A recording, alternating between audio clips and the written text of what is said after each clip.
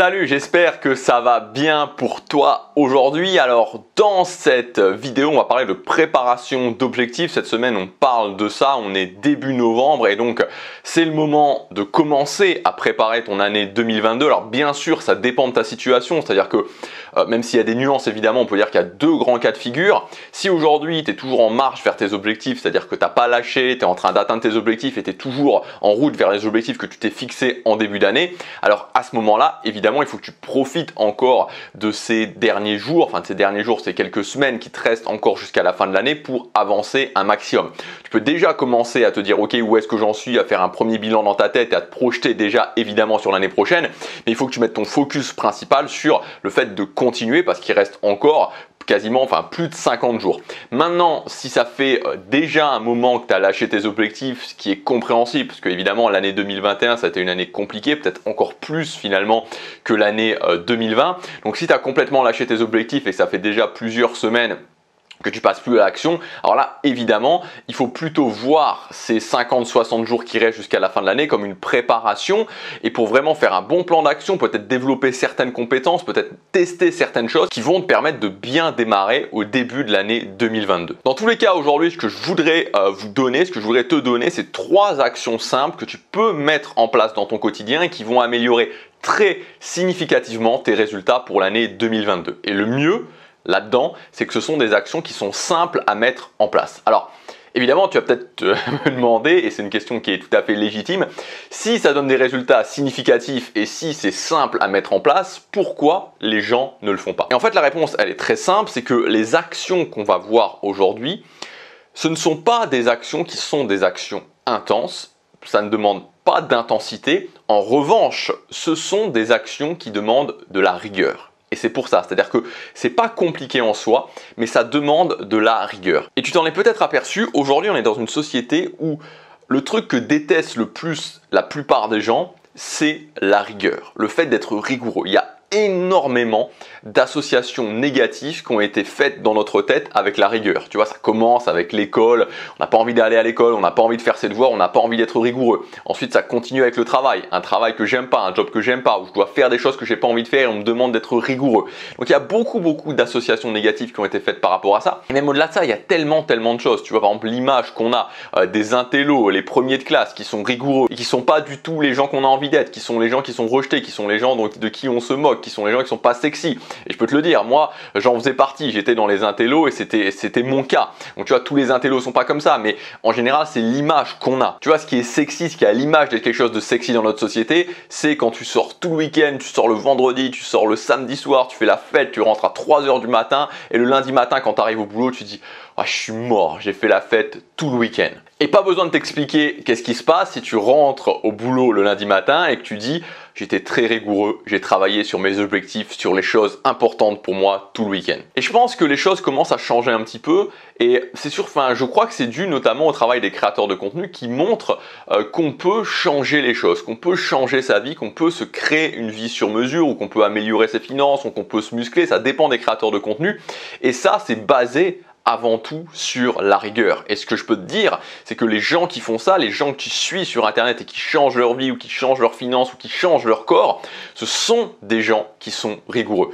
Même s'ils ne le disent pas, ce sont des gens qui sont rigoureux. Donc ceci étant dit, voilà les 3 actions qui ne demandent pas d'intensité, mais qui demandent de la rigueur, qui vont améliorer significativement tes résultats en 2022. La première chose, évidemment, c'est la régularité. Il y a une phrase qui est importante et que tu dois vraiment te rappeler, c'est que quand tu es régulier, il n'y a pas d'échec. C'est-à-dire que quand tu es en train de faire tes habitudes, les habitudes que tu as définies pour atteindre un objectif, même si tu n'es pas encore à l'objectif, tu es sur le chemin. Il n'y a pas d'échec. L'échec, c'est quand j'arrête d'être régulier, quand j'arrête de faire ce que j'ai défini de faire. Ça, c'est l'échec. Mais tant que je le fais, je suis toujours sur le chemin. Ce qu'il faut, c'est simplement que je trouve les bons ajustements à faire. Ce n'est qu'une question d'ajustement. C'est-à-dire que si je vais à la salle de musculation 3 ou 4 fois par semaine, que je veux avoir un corps musclé ou que je veux maigrir et que actuellement je n'ai pas encore les résultats, c'est pas un échec. Si tu es toujours en train d'aller à la salle de musculation, ce n'est pas un échec. Tu es sur le chemin. L'échec, c'est si tu arrêtes. Et si tu as arrêté il y a 1 mois, 2 mois, 3 mois, 4 mois, 5 mois, pardon. Ça, c'est un échec. Mais si tu le fais toujours, ce n'est pas un échec. C'est juste que tu Tu vois, tu n'as pas encore trouvé le bon ajustement pour toi, peut-être la bonne méthode pour toi. Et des fois, il n'y a pas grand-chose à changer. Des fois, on est plus près qu'on le pense, mais il faut impérativement avoir cette capacité à être régulier. C'est la base de cette chaîne, c'est comme ça que j'ai commencé cette chaîne, c'est sur la mise en place d'habitude, la notion de régularité. Si aujourd'hui tu n'es pas régulier, tu n'arrives pas à être régulier, ça doit devenir un impératif pour toi. C'est la base de tout succès. Il ne peut pas y avoir de succès s'il n'y a pas de régularité. Le deuxième point, c'est la force d'action. Si on part du principe que la motivation c'est l'envie d'agir, alors la force d'action c'est la capacité à maintenir cette envie d'agir à un niveau convenable et à devenir meilleur justement à maintenir cette envie d'agir à un niveau convenable. Si tu regardes bien au niveau de la motivation, qu'est-ce que font la plupart des gens? Ils vont regarder des vidéos de motivation qui pullulent sur YouTube. Ça fait plein de vues, il y a plein de gens qui veulent regarder ça, il y a de plus en plus de chaînes qui font ça pour avoir des vues parce que c'est un cercle qui s'auto-alimente vu qu'il y a de plus en plus de gens qui veulent regarder ça, il y a donc de plus en plus de gens qui font ça, etc. etc. Et donc, a priori, il devrait y avoir une réserve quasiment inépuisable de motivation. Pourtant, si tu regardes bien, par exemple cette année, est-ce que les gens autour de toi sont vraiment motivés? Est-ce que tu as vraiment l'impression qu'il y a de plus en plus de gens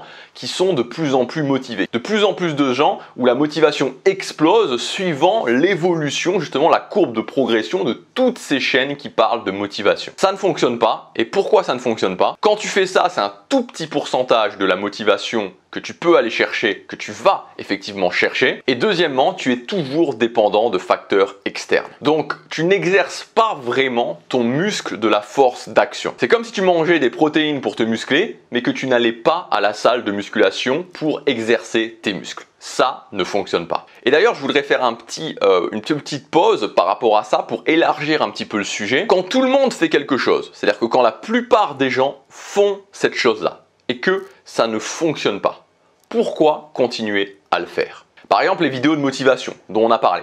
Quasiment tout le monde regarde des vidéos de motivation pour se motiver. Pourtant, la plupart des gens n'arrivent pas à se motiver. Ça veut donc dire que regarder des vidéos de motivation pour se motiver n'est pas la chose la plus pertinente à faire. Et je t'encourage à réfléchir comme ça pour tout en fait. C'est-à-dire que quand tout le monde fait quelque chose, ou quasiment tout le monde fait quelque chose, mais que pourtant, pour tous ces gens qui font ça, ça ne donne quasiment aucun résultat, ça veut dire que c'est très certainement pas la meilleure chose à faire. Donc la clé, ce n'est pas de regarder des vidéos de motivation encore et encore et encore en espérant que je vais pouvoir me motiver. La clé, c'est de passer en mode force d'action.